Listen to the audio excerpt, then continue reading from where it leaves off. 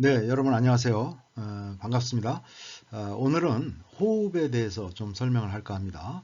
또 호흡을 할 때 우리가 여러 가지 이제 잘못된 호흡을 하는 상황, 이런 잘못된 호흡이 우리의 잘못된 자세로부터 비롯되는 경우가 많다라는 점을 오늘 이 시간 좀 설명드릴까 합니다. 특히 환기 효율과 관련해서 오늘 설명을 드릴까 합니다. 자, 카페나 이런 데 가면 많은 사람들이 이런 그 랩탑 컴퓨터를 보고 있거나 또 스마트폰을 보고 있습니다. 근데 이러한 자세를 취했을 때 이것은 이제 앞으로 잔뜩 웅크린 자세, 즉 슬라우치 포스처라고 하는데, 자, 이런 자세가 되었을 때는 이제 호흡에 여러 가지 문제가 나타날 수 있다. 그래서 이러한 호흡의 문제가 결국은 더 많은 건강상의 문제를 파생시킨다고 볼 수 있겠는데요. 오늘은 이러한 그 호흡의 문제와 자세의 문제를 연관시켜서 여러분에게 설명드리겠습니다. 자, 보통 이제 자세 문제라고 하면은 뭐 코어 근육이 약화된다. 그래서 복행근이나 또 요방형근, 그다음에 다혈근, 또 골반저근, 척추 기립근, 대둔근, 뭐 이런 근육들이 지나치게 이제 약화되거나 지나치게 과도하게 긴장되거나 뭐 이렇게 함으로써 인체 정렬에 어떤 문제를 일으킨다든가 이런 것들이 이제 그 많이 다뤄져 왔었죠. 그 다음에 이제 여러 가지 거북목 증후군이나 충돌 증후군, 또 사각근 증후군, 또 흉곽출구 증후군, 이런 것들도 이제 이런 자세히 문제로 발생하게 되고, 또 요통과 같은 문제가 이 자세와 관련해서 많이 다뤄져 왔다고 볼 수 있습니다. 근데 저는 이 시간에는 상대적으로 이제 이 호흡의 문제는 자세의 문제와 더불어서 뭐 자세히 그렇게 다루어진 그런 그 내용들이 없기 때문에 저는 이제 여기에 포커스를 맞춰서 특히 호흡의 문제 또 환기 효율의 감소와 관련시켜서 자세 이상이 어떻게 이런 호흡의 이상과 연관되어 있는지를 포커스를 맞춰서 설명드리겠습니다. 말씀드렸듯이 카페에 가면 많은 사람들이 이런 자세를 취한다라고 볼 수 있는데 이렇게 되면은 특히 이제 생각할 수 있는 게 횡격막이 있죠. 가로막. 가로막이 이제 위로 이렇게 볼록한 상태로 있는데 이 가로막이 아래로 편편해지면서 이 이제 흉곽이 넓어지고 즉 가슴 안에 우리가 넓어지게 되고 그렇게 되면 이제 압력이 감소하면서 공기가 우리가 이제 들숨 쉽게 공기를 이렇게 들어마시게 되죠. 그런데 이제 이런 자세를 취했을 때는 이 횡격막의 움직임이 상당히 제한된다. 이것이 이제 커다란 문제라고 볼 수 있습니다. 그래서 1차적으로 이런 자세가 호흡에 미치는 가장 큰 문제는 횡격막의 움직임을 상당히 물리적으로 제한하는 그런 문제를 일으킨다고 하는 것이죠. 자, 호흡에 관여하는 근육들을 먼저 살펴보면 요 가로막이라고 하는 거, 횡격막이라고 하는 것이 우리의 척추와 하부 늑골에 이렇게 이제 연결되어 있는 이런 모습을 보여주고 있습니다. 그래서 낙하산처럼 위로 볼록한 모습을 보여주고 있죠. 그래서 이 가로막이 호흡에 가장 중요한 작용을 하는 호흡 근육이라고 볼 수 있습니다. 또 하나의 주 호흡근은 요 외늑강근이죠. 그래서 갈비 사이근이라도 불리죠. 그래서 갈비의 사이에 있다 해서 갈비 사이근인데 이 근육들이 이제 수축을 하게 되면 갈비뼈를 이렇게 들어 올리는 상황이 되니까 흉곽이 넓어지게 되고 또 호흡을 일으키게 하는 그런 근육이라고 할 수 있습니다. 그래서 이제 이 가로막, 횡격막과 외늑강근 또 갈비 사이근이 사실은 주호흡 근육이라고 할 수 있죠. 그런데 이제 우리가 특수한 상황, 아주 뭐 심한 운동을 한다던가 이런 상황이 되면은 호흡을 갖다가 보조하는 근육으로서 이런 흉쇄 유돌근, 복비근이라고도 그러고요. 또 사각근, 목갈비근 이런 근육들이 요 뭐 쇄골이나 또 흉곽 상부를 들어 올려서 이제 호흡을 갖다가 보조한다 이렇게 볼 수 있습니다. 그런데 이런 이제 자세를 취했을 때도 이 이제 문제가 발생하는데 이런 횡격막의 움직임이 제한됨에 따라서 이 주호흡근 가로막에 보다는 이제 갈비사이근이 더 뭐 이제 작용을 하게 되고, 그렇게 되면 이제 횡격막을 이용한 복식 호흡보다는 이 갈비사이근이나 그 밖에 보조 호흡근을 이용한 이런 그 호흡, 즉 흉식 호흡에 더 의존하게 됩니다. 자, 이렇게 흉식 호흡에 더 의존함으로써 환기 효율이 떨어지게 되고, 또 그로 인해서 여러 가지 이제 문제점이 나타난다라는 것을 다음 슬라이드를 통해서 계속해서 설명드리도록 하겠습니다. 먼저 호흡을 할 때 압력의 변화에 따라 우리가 숨을 들여 마시기도 하고 내쉬게 되는 그 과정, 호흡 역학이라고 하는데, 그런 변화를 갖다가 좀 설명드리도록 하겠습니다. 먼저 이제 우리가 숨을 내쉬고 있는 상태에서는 뭐 이렇게 가로막이, 즉 횡격막이 위로 볼록한 상태로 되어 있죠. 물론 이제 이 갈비 사이 근육도 이완되어 있는 상태, 뭐 이런 상태라고 볼 수 있습니다. 그런데 이제 횡격막이 수축을 하면 아래로 이렇게 내려가게 되고, 또 갈비 사이근도 수축을 해서 갈비뼈를 이렇게 들어 올리게 되면은 흉곽의 흉곽이 더 이제 확장되게 되는 것이죠.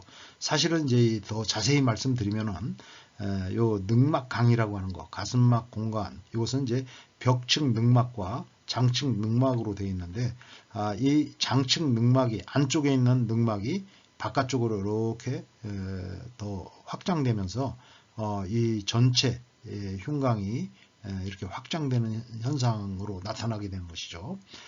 그래서 이 가슴막 공간, 늑막강은 약 4 내지 5mm 수은주 높이의 음압 상태다. 즉 대기압보다 4 내지 5mm Hg가 더 압력이 낮기 때문에 이제 우리가 숨을 들여 마실 때는 이 음압 공간으로 이 장측 늑막이 이렇게 확장되면서 벽측 늑막 쪽으로, 흉벽 쪽으로 이렇게 이제 확장되면서 우리가 공기를 갖다가 들여 마시게 되는 거죠. 즉 이렇게 확장되면 이 안에 공간이 넓어지기 때문에 압력은 떨어지게 되죠. 즉 압력이 대기압보다 조금 떨어지게 됩니다. 예를 들어서 758 수은주 높이로 이렇게 떨어지게 되면 유체는 압력이 높은 쪽에서 낮은 쪽으로 더 쉽게 흘러 들어오니까 공기를 더 쉽게 이렇게 기관지를 통해서 결국 폐포, 헛박거리까지 쫙 유입되게 되는 것이죠. 자, 이렇게 해서 우리가 이제 호흡을, 숨을 들여 마시게 되는데요. 이것을 이제 쉽게 표현한 것이 바로 이 유리병에 이렇게 튜브를 넣고, 그 다음에 여기 끝에, 튜브의 끝에 풍선이 있을 때, 숨을 내쉴 때에는 결국 이 풍선이 오므라들면서 수축을 하면서 이 안에 압력이 높아지게 되죠. 그렇게 하면서 이제 수동적으로 이 안에 있는 공기가 쉽게 이렇게 내쉬게 되는 거죠. 이런 식으로 숨을 내쉬게 된다. 근데 이제 숨을 들여 마시게 될 때는 이것을 가로막이라고 한다면은, 횡격막이라고 한다면, 사실은 횡격막이 아래로 평편해지는 거지만, 이렇게 이제 어쨌든 횡격막의 움직임이 아래로 이렇게 일어나게 되면 이 전체 흉곽 안에, 즉 유리병 안을 흉곽이라고 표현했죠. 그래서 흉곽 안에 공간이 넓어지게 되고, 그렇게 되면 이제 압력이 떨어지게 되는 것이죠. 압력이 떨어지게 되면은 더 쉽게 대기압보다 이 압력이 더 떨어졌기 때문에 750 그런 식으로 또 흉곽 안의 압력이 떨어지기 때문에 더 쉽게 공기가 이 헛박가리 안으로 더 유입될 수 있게 되는 것이죠. 자, 이런 것을 호흡 역학이라고 하는데, 어쨌든 뭐 이러한 그 과정을 통해서 우리가 숨을 들여 마시거나 내쉬는 과정이 일어난다고 볼 수 있습니다. 자, 그러면 이제 공기가, 우리가 숨을 들여 마신 공기가 결국 이 기도를 통해서, 기도라고 한다면은 우리의 인두와 후두, 즉 코와 입을 통해서 결국 인두, 후두로 들어오게 되고, 그 다음에 이제 후두에 연결된 기도, 즉 기관지를 통해서 쫙 들어오게 되죠. 그 다음에 이제 여러 분지를 이루어서 갈라지게 되는데, 이때 뭐 옆기관지, 그 밖에 많은 분지를 이루어서 마침내 세기관지, 그리고 종말세기관지, 그리고 제일 마지막에 폐포관, 그리고 이 폐포관에 이제 허파과리, 폐포가 달려 있게 되는 것이죠. 그래서 이렇게 이제 분지를 20차례 이렇게 이루면서 사실은 제일 마지막 폐포관에는 허파과리가 달려 있게 되는 것이죠. 이 허파과리가 포도송이처럼 쫙 달려 있어서 약 뭐 3억 개 이렇게 되는 허파과리가 이제 가득 이 폐를 이루고 있는 것이다 라고 볼 수 있습니다. 자, 그러면 이제 요 보시면은 요 구조를, 미세 구조를 보면 마지막에 이제 폐포관으로 와서 폐포관을 여기는 허파과리관으로 표시했는데요. 호흡 세기관지를 통해서 허파과리관으로 오면 이렇게 포도송이처럼 허파과리가, 즉 폐포가 이렇게 달려 있는 모습을 보여주고 있습니다. 자, 이런 형태로 달려 있는데 이 허파과리를 이 역시 혈관이 쭉 내려와서 요게 이제 정맥과 또 정맥 쪽 모세혈관과 동맥 쪽 모세혈관이, 즉 이 모세혈관이 허파과리를 이렇게 감싸고 있는 모습을 볼 수 있습니다. 자, 이게 허파 모세관이라고 볼 수 있고요. 자, 이렇게 해서 이런 구조를 보여주고 있다. 그래서 이제 허파과리 하나를 보면 방금 요 보시다시피 이런 형태로 모세혈관이 이 그물망처럼 허파과리를 감싸고 있는 모습을 볼 수 있습니다. 이것을 더욱 구조적으로 그림을 보여드린 것이 바로 이것인데요. 즉 폐포, 허파과리가 이렇게 있다면 이것을 이제 모세혈관이 이렇게 둘러싸고 있는 모습을 보여주고 있습니다. 그렇게 하고 이제 우리가 들여 마시는 공기에는 산소가 풍부하죠. 그리고 이제 내쉬는 공기에는 이산화탄소가 풍부하게 되는데 온몸을 순환하고 돌아온 이 정맥혈액, 이거 정맥혈액이죠. 요거는 이제 산소는 적고 이산화탄소는 높은, 농도가 높은 그런 상태로 결국 이렇게 들어오게 되죠. 이렇게 오면서 이산화탄소는 농도 차에 의해서 이쪽이 높으니까 이산화탄소는 허파과리 안으로, 알비올러스로 안으로 들어가게 되고, 그 다음에 이제 우리가 들여 마신 공기 중에 산소는 여기가 농도가 높으니까 이 농도가 높은 쪽에서 더 낮은 쪽으로 이렇게 모세혈관 안으로 들어와서 적혈구 안으로 결국 들어오게 되죠. 그래서 이제 적혈구 안에 있는 헤모글로빈, 주로 헤모글로빈과 결합된 상태로 이렇게 이제 산소가 운반되는 그런 과정을 보여주고 있습니다. 그래서 이것을 산소의 확산 경로를 한번 말씀드리면은, 먼저 이제 폐포의 상피를 거치게 되죠. 폐포의 상피라고 볼 수 있고, 그 다음에 이제 요 모세혈관과 폐포 상피 사이에, 모세혈관 막과 폐포 상피 사이를 이제 간질액이라고 볼 수 있고요. 여기를 이제 통과해서 결국 모세혈관 내피를 통과하게 되죠. 그래서 혈액으로 들어오게 되고, 자, 혈장, 혈액의 수분 성분을 혈장이라고 그러죠. 혈장을 통과해서 결국 적혈구 막을 통과하게 되죠. 그래서 적혈구 안에 있는 헤모글로빈과 주로 이제 결합을 해서 산소는 이렇게 운반된다라는 것을 보여주고 있습니다. 그래서 이것을 산소가 이렇게 어떤 경로를 통해서 확산되는지, 확산 경로가 이렇게 된다라는 것을 보여주고 있습니다.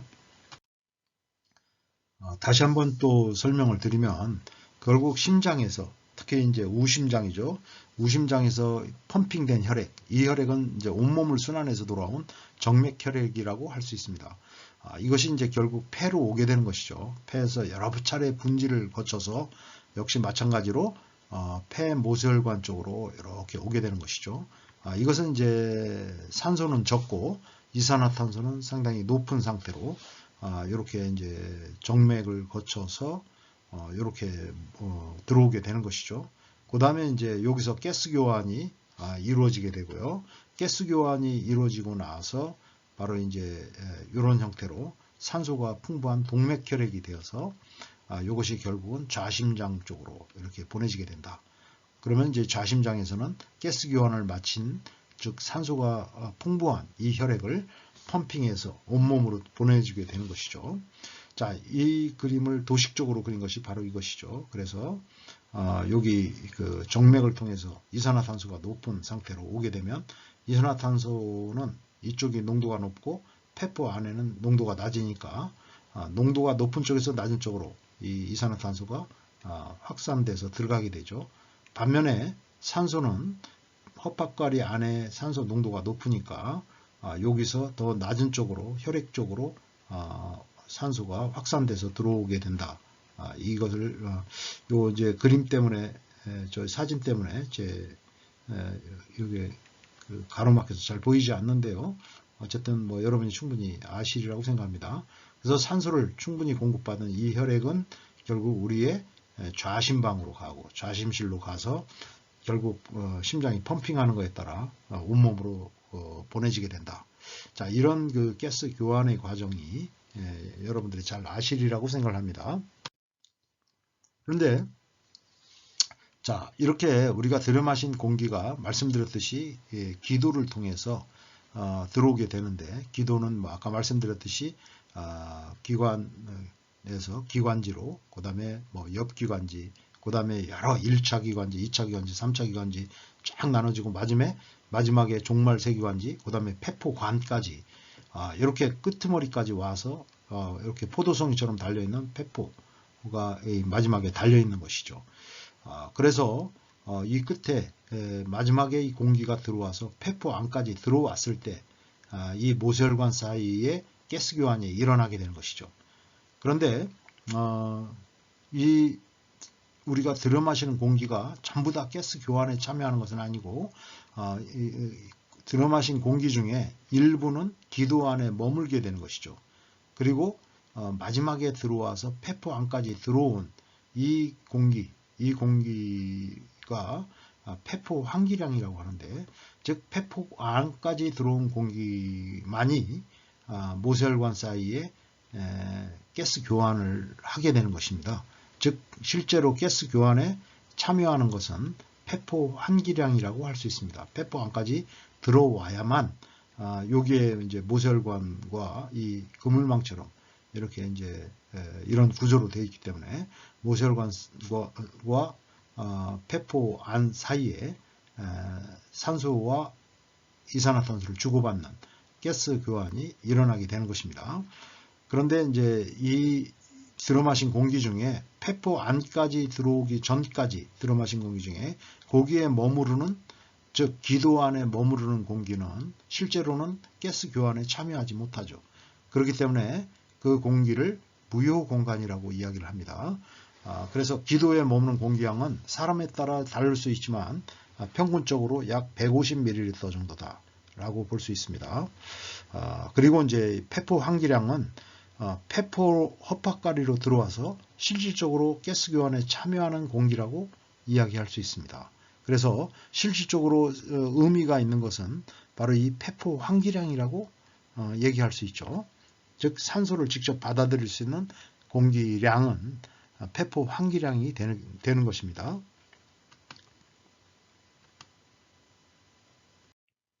네.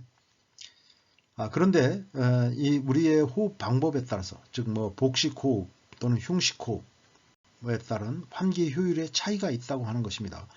복식 호흡은 주로 횡격막을 이용한 그러한 형태의 호흡이라고 할 수 있고, 흉식 호흡이라고 한다면은 횡격막의 그 작용보다는 늑강근 그리고 보조 호흡근의 작용에 의해서 더 이제 호흡이 이루어지는 그런 형태의 호흡이라고 할 수 있겠습니다.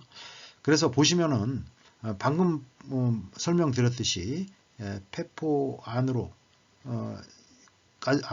이렇게 마지막까지 들어와서 가스 교환에 참여할 수 있다고 그랬죠. 즉 모세혈관과 폐포 사이를 이렇게 구조적으로 그려줬는데, 즉 이렇게 초록색으로 표시된 이 폐포 안으로 들어와서 비로소 이제 가스 교환에 참여할 수 있고, 우리가 들여 마시는 공기 중에 일부는 이 기도 안에 즉 머물러 있게 되는 것이죠. 그래서 이 기도 안에 들여 마신 공기 중에 기도 안에 머무르는 이 공기를 무효 공간이다 이렇게 얘기하고, 말씀드렸듯이 평균적으로 약 150ml 정도, 150cc 부피로 치면 이 정도가 된다 이렇게 이야기할 수 있습니다. 자, 그런데 우리가 이제 그 호흡 방법에 따라서 이것은 이제 이 폐포 환기량 이것이 차이가 날 수 있는 것을, 즉 환기 효율에 차이가 날 수 있다는 것을 설명드리기 위해서 이것에 이제 그림을 그렸는데요. 우리가 보통 이제 1회 호흡량을 약 500ml 정도를 마시게 되는 거죠. 그래서 1회 호흡량이 500ml 정도다라고 한다면은 요게 이제 물이지만요. 요 물이 이제 500ml죠. 그래서 한 차례 이렇게 공기를 호흡을 하게 될 때, 제대로 호흡을 하게 될 때 약 500ml를 들어 마신다고 하는 것입니다. 그래서 약 1분에 12번 정상적으로 12번 호흡한다고 했을 때 1분 동안에는 약 6리터의 공기, 이것을 이제 분당 환기량이라고 합니다. 6리터의 공기를 들어 마시게 되는 것이죠. 근데 방금 말씀드렸듯이 이런 호흡은 횡격막이 제대로 정상적으로 잘 작동을 해서 분당 한 12번 호흡을 하고, 즉 호흡을 좀 깊게 하는 것이죠. 그렇게 하고 또 1회 호흡량은 상대적으로 약 500ml 정도, 이렇게 해서 호흡하는 것이 정상적인 호흡이라고 할 수 있습니다, 사실. 그래서 분당 환기량이 6리터라고 했을 때 1회 호흡량이 500ml이고 이것을 이제 호흡을 분당 12회 해서 6리터의 공기를 들어 마신다고 하는 것입니다. 그런데 이제 폐포 환기량, 즉 폐까지 한번 들어 마실 때 폐까지 들어오는 공기량은 1회 호흡량에서 무효 공간을 빼야 되겠죠.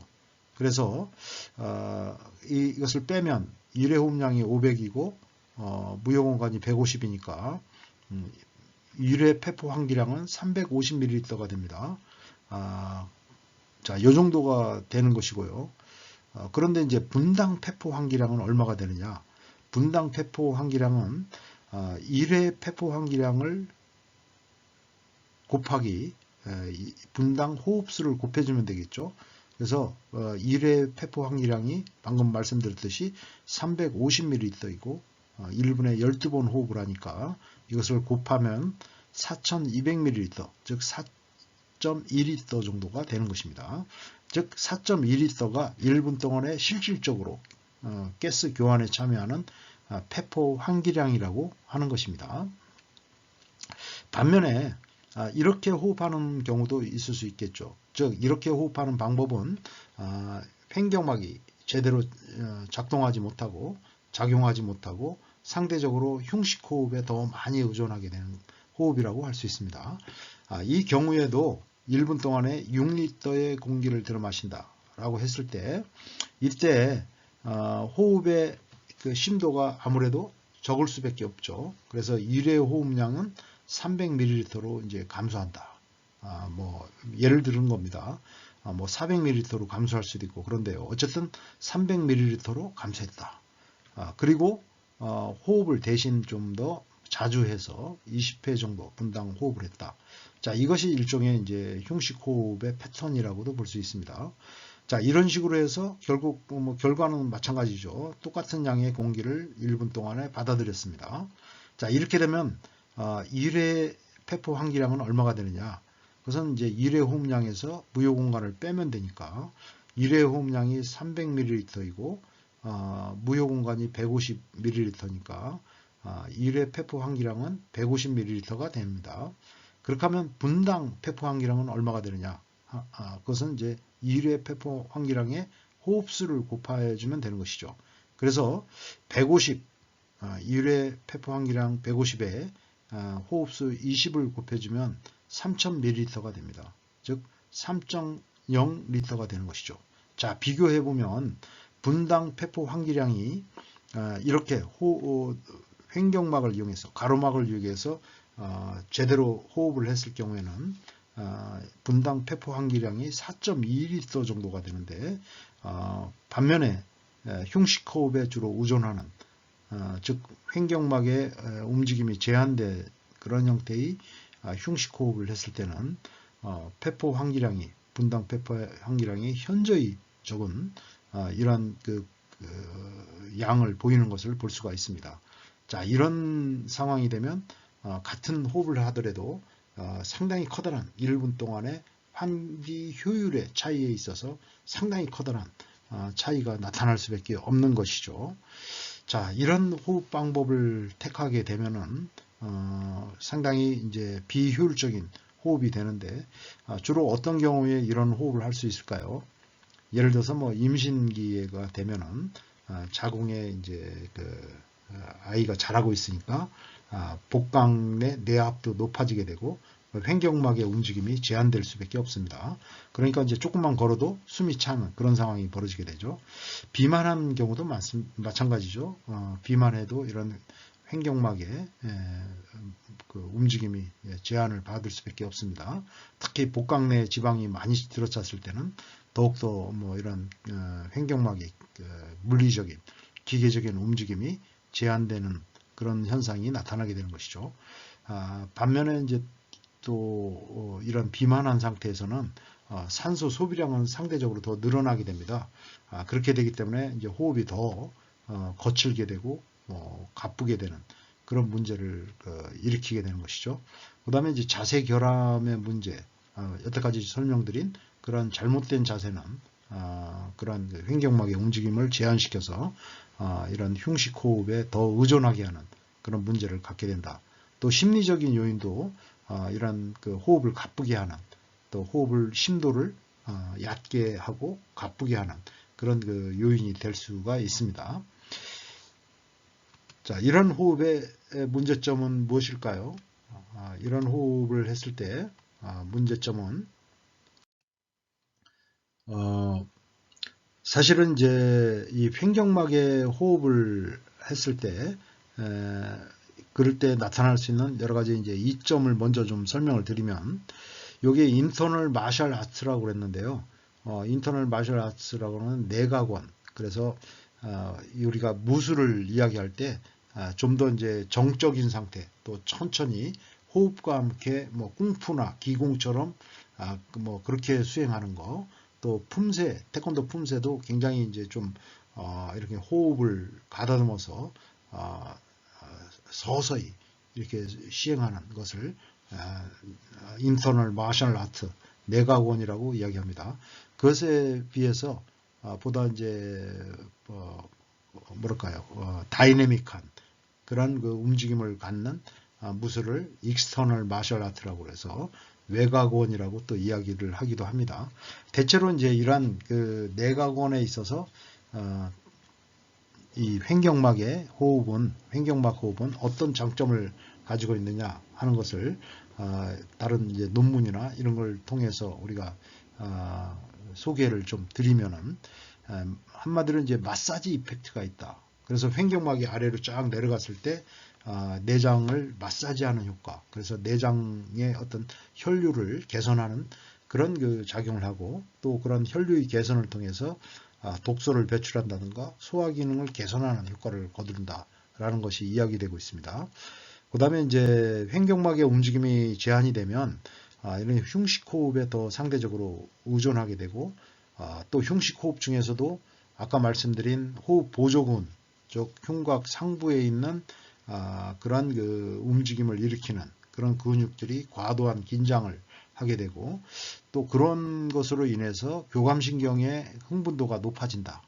또 뭐 너무 이제 하이퍼 어라우설이라고 하는데 너무 과도한 각성 상태가 되고, 또 혈류량이 제한에 따른 내장 영역에서는 이렇게 그 움직임이 적으니까 이러한 그 혈류량의 제한에 따른 그 여러 가지 이제 통증 유발 물질, 이런 물질들의 작용에 의해서 구심성 감각이 계속 입력이 되고, 그것이 이제 만성적인 긴장이나 통증의 원인이 된다고 설명되고 있습니다. 또 한 가지는 이제 이런 가로막의 움직임이 제한될 때는 말씀드렸듯이 교감신경의 톤이 굉장히 높아져서 만성적으로 그런 상황이 지속이 되면 자율신경의 어떤 부전이 원인이 되고, 이것이 이제 휘브로미알지아, 즉 섬유 근육통을 일으키는 섬유 근육 통자가 빠졌네요. 이런 그 원인이 된다고 이야기하고 있습니다. 또한 이제 자세가 불안정했을 때 호흡을 제대로 하지 못하는 상황이 되면 적절한 복강의 이 내압을 유지하지 못하면 어떤 자세의 안정성이 유지할 수가 없게 되고 그것이 백페인, 즉 요통을 일으키는 또 원인이 된다. 그래서 횡격막의 호흡은 이런 측면에서 상당히 도움이 될 수 있다라는 점을 이야기할 수 있습니다. 이런 점을 이제 제가 좀 정리해서 2019년도에 세계 무예 그 컨벤션이 열렸었습니다. 그때 제가 이제 초대받아서 발표를 했었습니다. 이 부분에 대해서. 그래서 뭐 이런 내용들이 좀 정리해서 여러분한테 소개를 좀 더 드리도록 하겠습니다. 그래서 좀 더 이제 소개를 드리면은 이렇게 이제 호흡수가 1분에 14회 정도인 것을 한 10회 정도로 좀 더 이제 횡격막의 움직임을 통해서 더 이 호흡수를 깊게 호흡수를 줄이고 더 호흡의 심도를 깊게 했을 때 혈압이 감소하고 또 심박수간 이 간격이 인터벌이 길어진다. 심장이 더 적게 뛰는 것이죠. 이런 것은 이제 부교감 신경이 더욱더 활성화되고 또 그 교감 신경과 부교감 신경의 어떤 밸런스가 잘 맞아진다라는 점을 보여주는 그런 그 결과라고 볼 수 있습니다. 특히 이제 기공 수련자들은 횡격막, 가로막의 움직임이 약 뭐 최대까지 이렇게 내려갈 때는 150mm, 즉 15cm 정도 이렇게 내려가는 모습도 볼 수 있다. 이렇게 되면 이제 훨씬 더 그 아래에 있는 복강내 내장들을 갖다가 자극하고 마사지하는 효과가 더 커지게 되겠죠.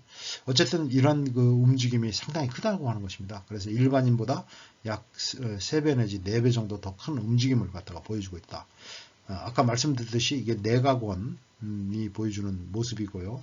이것은 이제 익스터널 외곽원의 모습보다 이제 다이내믹하고 경쟁적인 형태의 마셜 아트 무예가 바로 이제 이런 모습이고 이것은 이제 보다 더 호흡에 집중하고 그 몸의 어떤 내적인 그런 상태 또 아주 그 뭐랄까 그 움직임이 굉장히 천천히 이루어지는 그런 형태의 무술이라고 볼 수 있습니다.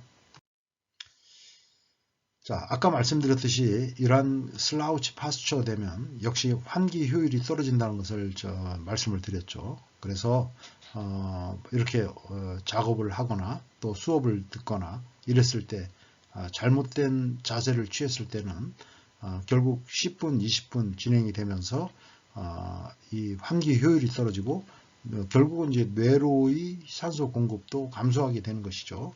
그래서 뭐 이제 뭐 이렇게 수업에 집중하기가 어려워지고 또 이렇게 졸음이 온다든가 이런 문제가 발생할 수 있다고 하는 것입니다. 자, 지금까지 열심히 경청해 주셔서 대단히 감사합니다. 다음에 또 좋은 내용으로 여러분을 만나도록 하겠습니다. 감사합니다.